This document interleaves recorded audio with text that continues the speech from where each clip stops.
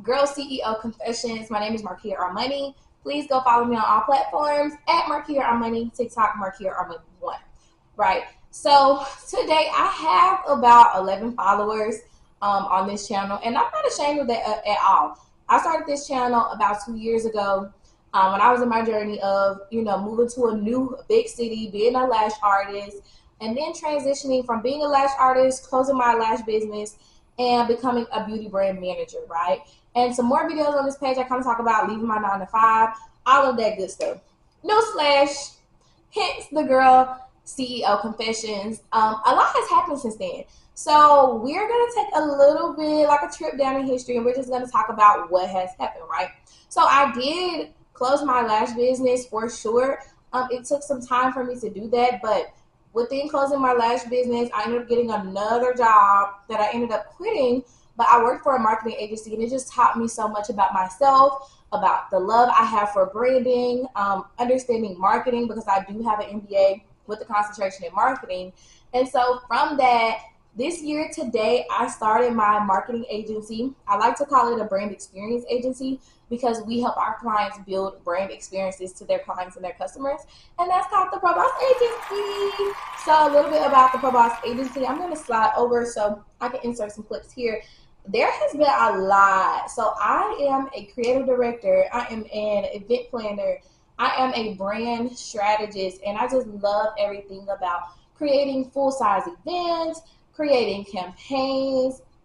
And so taking that trip and just betting on myself and starting my agency just created this whole persona, this girl boss.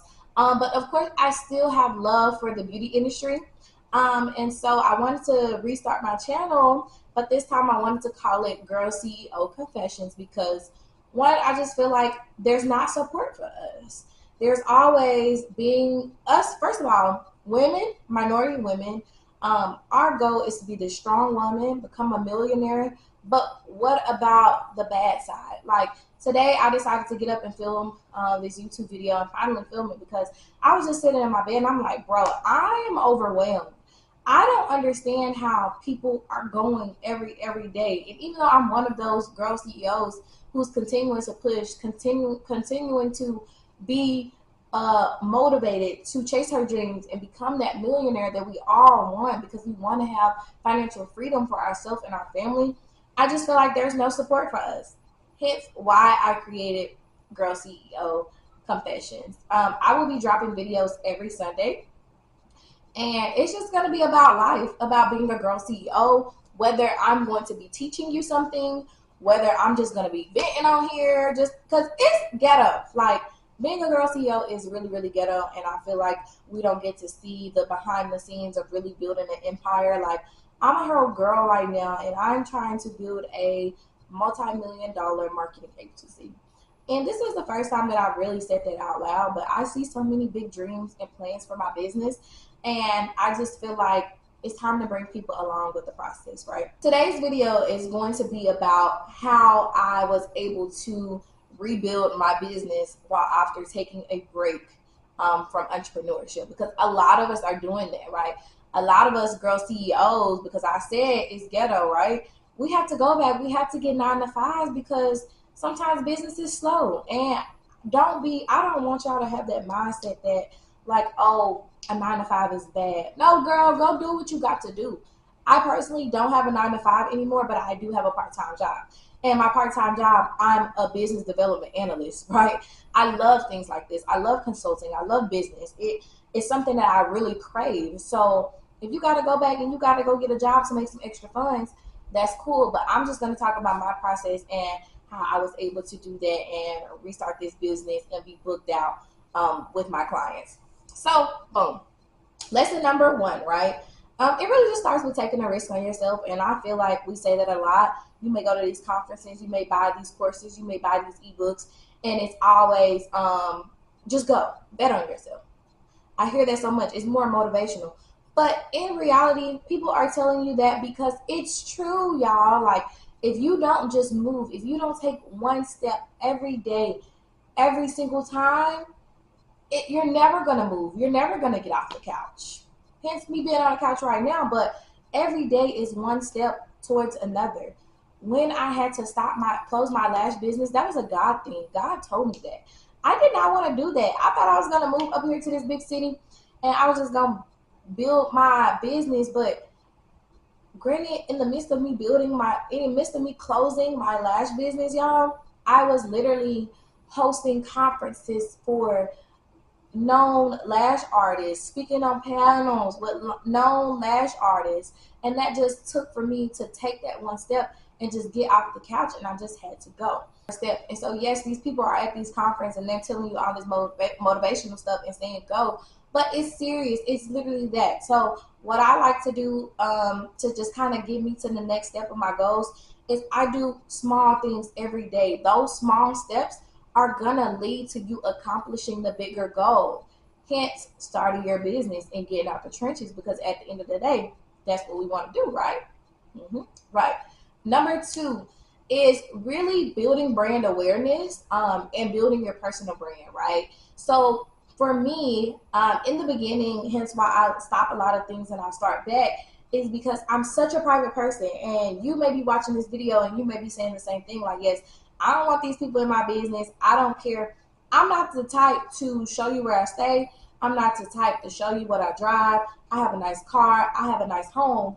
Yet I'm not putting that on social media. So even though you may feel that way, you have to build your brand. Social media is like your resume to who you are and your credentials.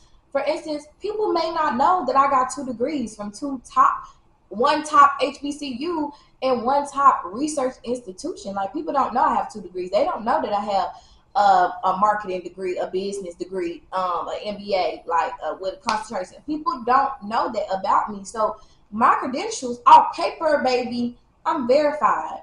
But on Instagram, because I'm not showing up and I'm not showing them my knowledge, they're not hearing what I got to say, people are not interested. And that's just point blank, period. So you have to build your personal brand and you have to build brand awareness before you launch the business for the product, or while you're launching the business and launching the product. I've done it both ways, right? So when I started my lash business, marketing was a little different. Social media had just became a thing. TikTok had just became a thing, right? But because I was on campus and a lot of word of mouth. Word of mouth is the number 1 style of marketing, in my opinion. I mean, all of my clients by word of mouth, in person, talking to them, because yes, before I was not showing up on social media consistently, right? But when I'm able to go to networking events and get out and I meet these people, they hear me. They know I'm serious about my business. When it comes to my business, my face card never declined when it comes to my business. Why? Because I'm a real businesswoman. But because this personality that you guys are seeing here for the first time, this is what people meet in person when they get to meet me. They get to hear this. But because I'm not sharing this on social media, I may not have a lot of clients. I may not get a lot of followers from social media because I haven't shared this aspect of my life yet, right?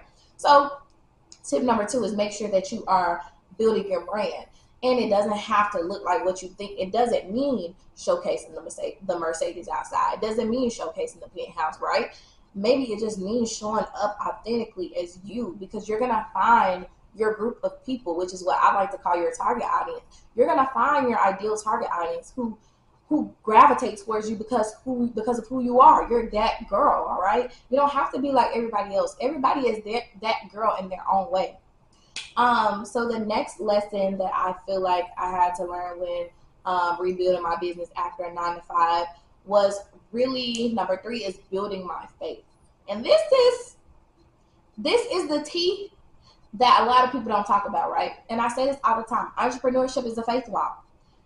Without Jesus Christ, without God, or whatever, whomever you believe in, but I know who I believe in.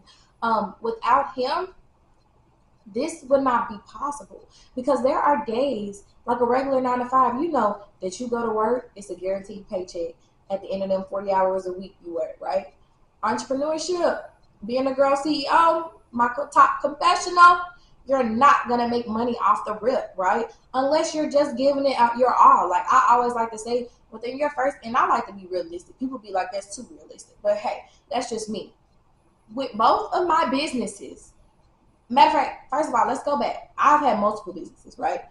when I got out of high school, 2017, I started making wigs. When I was a freshman in college, I was making wigs for the girls, $50. Let's clock it. After that, I started doing lashes. When I was doing lashes from my sophomore year of college all the way until the year before I graduated my master's, I was a lash artist. Clock it. I have the supplies. I vetted the vendors. What else have I done? I've sold jewelry. I had a sold first slides. Like your girl was in that business era, and I'm always going to be a business entrepreneur. But what I've learned with creating these businesses, within the first 2 years of your business, you're not going to see the income. You're going to see the income in terms of, you selling products, you providing services. But when I mean see that income, you're not going to see that income stack just until you just get a flow of everything. When you build your systems out, when things are running on their own, running in their back end. So every day is not a guaranteed paycheck. It is some guaranteed money, but that money is going to go into your bills. It's going to go back into the business that you're spending to keep the business going, to keep the business afloat. So this is a faith walk. You're not going to just have thousands of dollars to just spend all the time. So sometimes you have to sit down. So what you have to do is get stronger and build that relationship with God. Because without God, baby, I wouldn't be sane in the mind. He's the only thing that's really keeping me pushing, because he's showing me within starting the Pro Boss Agency from November 2023 all the way until now, I've been booked out to New York to creative direct campaigns. I am working with some of your favorite photographers and videographers. It's like I skipped the line. I literally skipped the line because I listened and I built that relationship, and I don't move until God tells me to move. So number 3, to rebuilding your business after you quit that 9 to 5 is to have faith and have trust in God. That's number 3. Lesson number 4 is really one, educating yourself, but don't just be buying all these courses and buying all these ebooks and taking all these mentorships if you have not applied yourself. Number 4 is application, baby. You can't be sitting here and listen to me when I start dropping these gems and these business tips, but you haven't applied it to your daily life or your daily routine. So every time you're like, dang, I got this girl course, it's not working out for me. What have you done after that course, right? And so that's something that I feel like application is very, very important. And once you start doing this, also start vetting the people that you start purchasing from, right? Because it's a lot of frauds out here. I'm going to be honest. It's a lot of frauds out here. So just be careful and make sure you're doing your research and you're vetting the people who are telling you this information. Make sure they just didn't buy that $500 course that everybody was buying to resell. The girls get it. Like the girls who get it, get it. It was just a business thing to resell. But does that person really know what they're talking about? Have they even taken the course that they're trying to sell for $500 to even tell you about the course? Do your research. Let's be smart. Let's make smart financial decisions. So for today, that's really just the end of this video. Those are my 4 tips on rebuilding your business after quitting that 9 to 5. And we are going to drop videos every Sunday. Some may be like this. Some may be, just talking with your favorite CEO girl that you might see. But make sure that you follow me on social media, Instagram at Markia R Money, TikTok at Markia R Money 1. And make sure you subscribe to Girl CEO Confessions. I'm so excited for my first YouTube video to drop, and I can't wait to see you next Sunday.